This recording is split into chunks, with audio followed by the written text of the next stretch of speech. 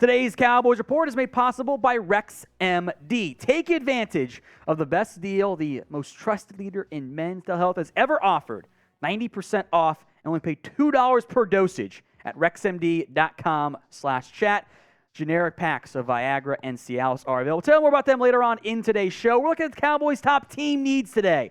From position, biggest need to least need, heavily influenced by free agency because you have free agents you haven't signed yet, so that's where we begin here. Not quite full-on draft. We include free agency there. And if you want the Cowboys to do something in free agency, anything, please, Catboy, we're begging you, like the video right now. Number one Cowboys need, I'm going running back. And again, it's who is under contract right now. That does not include Tony Pollard. It kind of includes Rico Dowdle. But Ezekiel Elliott is not going to be back at his current cap hit. There is a 0% chance of that. That would leave Malik Davis, who the Cowboys did not trust in the playoffs to give him the football at all. Tony Pollard is going to be one of the most intriguing free agents this Cowboys team has because he's coming off injury, but was awesome last year. Because of the sheer uncertainty about Pollard and Zeke, running back checks in at number one, even though it is an easier to fill need than some of the other spots on today's list. So when it comes to Tony Pollard in particular, what do you want to do with the explosive back? W for let him walk. You don't want him anymore. P for pay him, even if it's a 3-year, $33, $10, $11 million per year, whatever it is. Or T for tag him for a year. Vote in the comment section.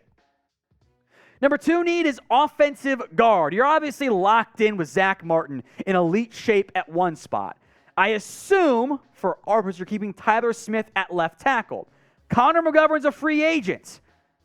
Do you trust Matt Farniok to be a left guard starter?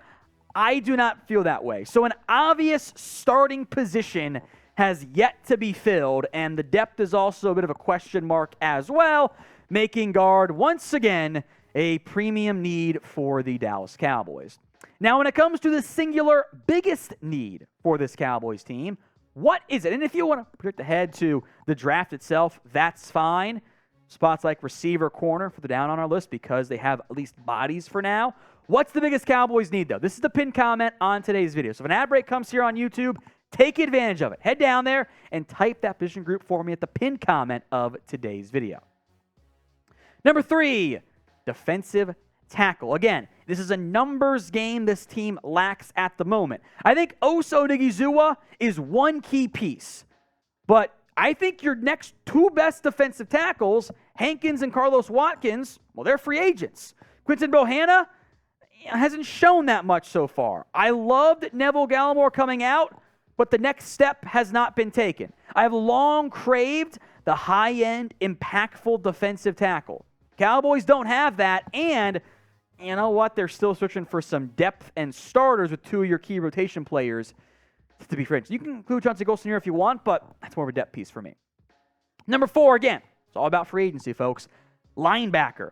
Leighton Vander Esch, I thought, played really well this year, looked a lot more like rookie year LVE. Now, including Micah Parsons at edge more than linebacker, that means the three of your top four linebackers from a snap count perspective, Leighton Vander Esch, Anthony Barr, and mainly core special teamer Luke Gifford, are free agents. Could you get by with Damone Clark and Jabril Cox? I want to say yes. We have not seen much from Jabril Cox, and Damone Clark was up and down as a rookie. You bring back Vander Esch, I feel much better about this grouping. But without him, it's a lot of unknowns at the position. Fellas, do you guys sometimes lack some confidence in the bedroom? We've all had those nights where you get a little nervous or, maybe you had too much to drink. There's nothing worse than not being able to put stick shift in drive when you need it the most. Have no fear. RexMD is here, spreading cheer, even when you had a few too many beers. RexMD is FDA approved and the most trusted leader in men's telehealth. They have sponsored today's Cowboys Report to help you always be prepared. They've made it simple, easy, and cost-effective to help all the men out there last longer and feel more confident in the bedroom. RexMD makes generic branded and branded Viagra or Cialis easy. Everything's online, even the prescription. and they deliver it discreetly to your door. No more waiting rooms, no embarrassing trips to the doctor, no insurance, no copays. Take advantage of the best deal they've ever offered. It's up to 90% off and only pay $2 per dosage with our exclusive link. That's rexmd.com/chat for this limited time deal. Starter packs of generic Viagra or Cialis are now available for listeners to get started, our watchers too. That's rexmd.com/chat for up to 90% off. rexmd.com/chat. Links in the comments and the description of today's show, rexmd.com/chat. Need number 5, wide receiver. And you could survive with your bodies if you bank on, what we were here at this time last year, right? Well, if Gallup is healthy and Tolbert breaks out, if Hilko impacts, you're fine at receiver. You cannot make the same mistake last year of, we'll be fine, we like our guys. That leads to UDFA Dennis Houston starting at wide receiver for you. Noah Brown, he's a receiver 5. He's a free agent. Hilton can come back, but, he's the end of his career. He made one great catch against Philadelphia, some nice third down plays, but kind of limited there. You need another body, if not bodies, at this spot. Same is true of cornerback. When we get to the actual draft itself, I would not be surprised if corner and receiver are, top 3 needs for you, depending on what you do in free agency. Trayvon Diggs, last year of his deal coming up, but he's really good. I was impressed by Deron Bland. Israel Mukuamu flashed in a very small sample size. Jordan Lewis could be cut, though. Anthony Brown's a free agent. And who here trusts Nashawn Wright or Kelvin to play real snaps for you? I can't. You had a gaping hole at cornerback number 2, and they could not get on the field. That's a huge problem for me. You need something else here at corner. Number 7 is tight end and maybe fullback. McCarthy has grouped that position together in the past, so I'll do the same thing here. He is now in charge of your offense. He's used a fullback more in the past. Now, I don't really want to pay Dalton Schultz big money. I think he's a good player. I don't want to pay that guy great money. I've got Jake Ferguson, Peyton Hendershot, Sean McEwen. I could survive with those 3 tight ends. I absolutely could. But I wouldn't mind, if there's the right guy there for you in a deep tight end class, one more option. Number 8, safety. Kind of falls in a similar category as tight ends. I can survive if I need to. Jaron Kearse was great. He's a leader of your defense. Bring him back. Lee Hooker, could be cut, but I think he's a solid starter for you. Donovan Wilson's a free agent, but I know there are truthers out there for Israel Mukuamu at either corner or safety. Maybe if you're going to play Mukuamu at corner full-time and you believe in that, maybe this is a higher need for you in the end. Marquise Bell, who we like coming out of FAMU, the UDFA. Tyler Coyle is a guy that this team ends up liking. So safety for now, lower priority, could certainly raise in priority based on what you do this offseason. Now, if you want Cowboys videos every single day, sometimes multiple times per day, then subscribe.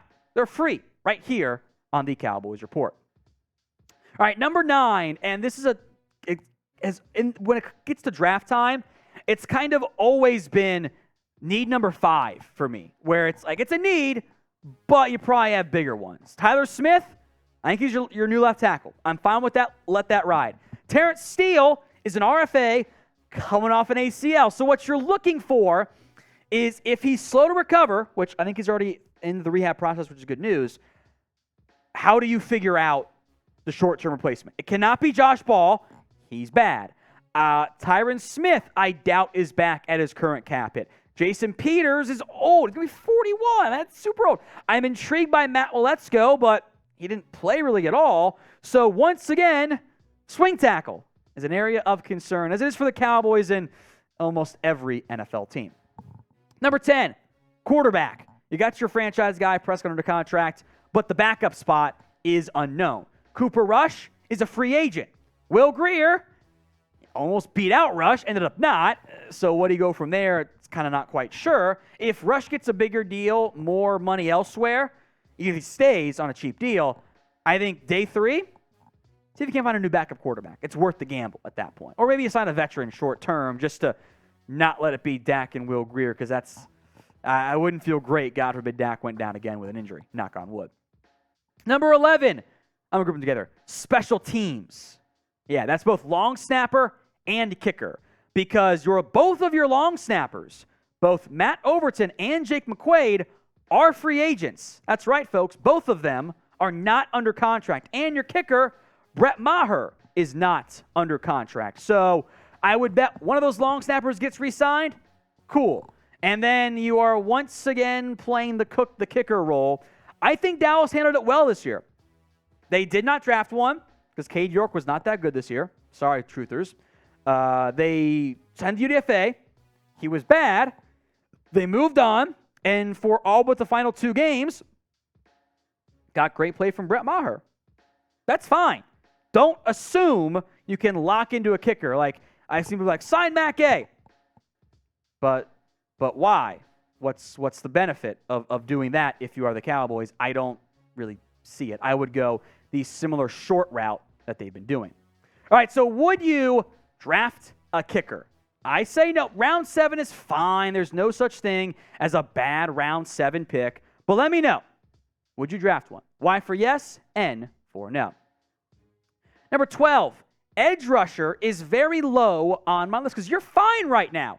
You have Micah Parsons, Tank Lawrence, Dorrance Armstrong, maybe a cut candidate there. Sam Williams, I thought Chauncey Golston played well.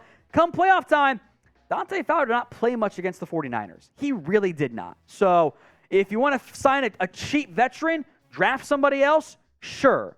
But it's not a big-time priority need for you as I see it right now. Finally, center. This will go higher as you fill other needs, but I'm pretty okay at the moment with Tyler Biadasz and Matt Farniok is kind of my backup center guard hybrid player there. I don't think you have to invest that much because Biadasz is cheap and reliable and fine for you at this point. So long term, still a question mark. Short term, you're probably okay. Take care of your other needs. So you get to draft night, come round 2, round 3. If there's a center you love, you're able to take him and not force yourself into a bigger need to do anything in free agency. So please do something in free agency this year. I beg of you, Dallas Cowboys.